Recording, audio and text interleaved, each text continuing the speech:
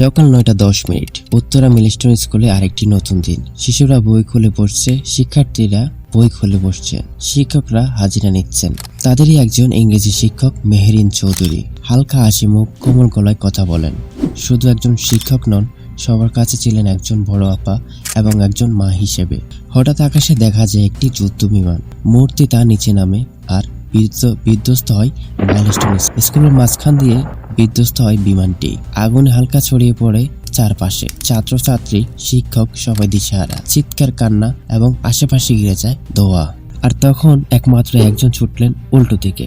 সবাই বেরিয়ে আসছে, তিনি ঢুকলেন ভিতরে। তিনি হচ্ছেন মেহেরিন চৌধুরী। পেছনের ক্লাসগুলোতে আটকে পড়া শিশুদের খুঁজতে শুরু করলেন। 20টি শিশুকে একের পর এক বের করে আনলেন। তারপর তিনি ফিরে যান আর একবার। শুনছিলেন একজন শিশু এখনো ভিতরে আটকে আছে। তিনি ঢুকে গেলেন আবার আগুনের মধ্যে। এটাই ছিল তার শেষ প্রবেশ।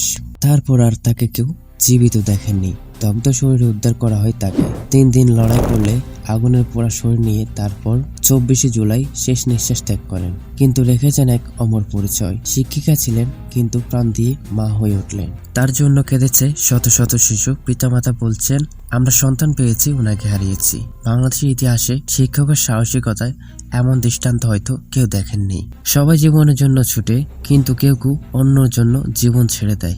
মেহেরিন চৌধুরী, তিনি শহীদ হয়েছেন এবং এই সবার মধ্যে তিনি একজন অন্যতম।